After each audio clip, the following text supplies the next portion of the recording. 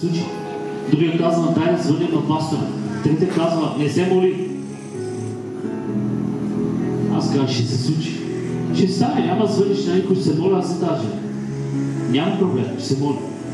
Вижте, когато Святия Дух е в теб, Бог ти дава вяра, която е извън твоето разбиране. Аз като човек няма как да го направя.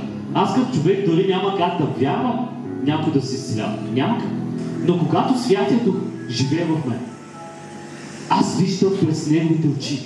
Аз говоря през неговата уста. И аз мога да чуя през неговите уши. Така че предавайте себе си на Святия Дух. Искате ли Святия Дух? Искате да го познавате? Искате ли да бъдете хора, които без да се мъчите, премахвате пророците си?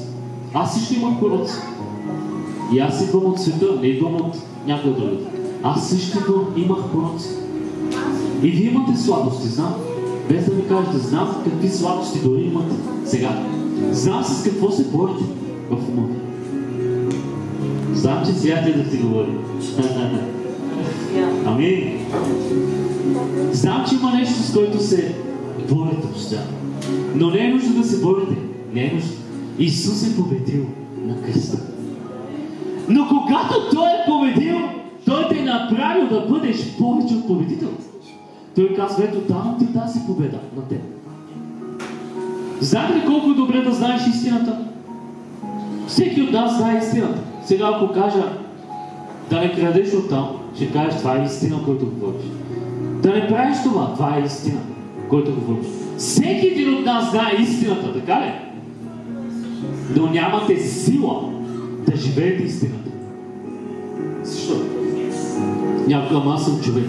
Знаете ли, когато дойде Святия Дух вътре в теб, ти вече ставаш способен. Кажи способен. Без да се мъчиш. Не ти е нещо. За мен не ми е трудно просто да проповядвам. Защото аз не говоря. Аз съм неспособен да го направя сам. Разберете, не съм способен. Святия Дух го прави. Святия Дух ме прави щастлив. Святия Дух ми помага да разбирам как Исус обича. Той ме повдига. Когато срещнах Исус, Святия Дух дойде върху мен в най-голямата ми трудност. Тогава моментално и цигарите изхвърли. Но вижте, Святия Дух прави всичко това. Той е помощник. Кажи помощник. Какво значи помощник? Какво значи за теб помощник? Някой, който ти помага. Амин. Знаете какво е помощник? Както каза брат. Някой, който ти помага. Да. Знаете ли само кой може да ви помогне да следвате Исус правилно? Аз не мога да го направя. Чувате ли? Аз като човек не мога да ви накарам да следвате Исус правилно. Не мога.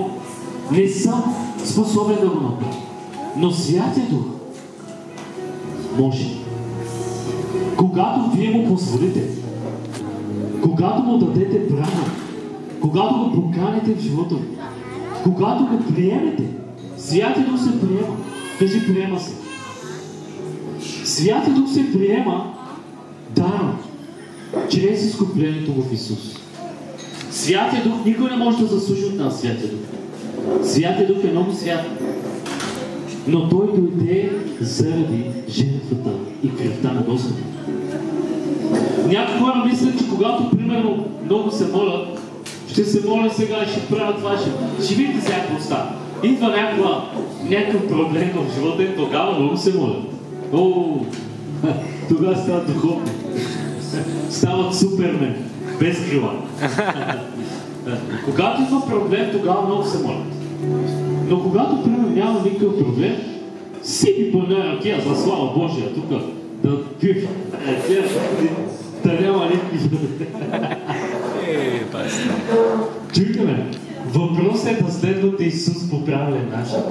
Но за да го следвате, Исус казва, ще познаеш истината и истината ще те направи свободен. Амин!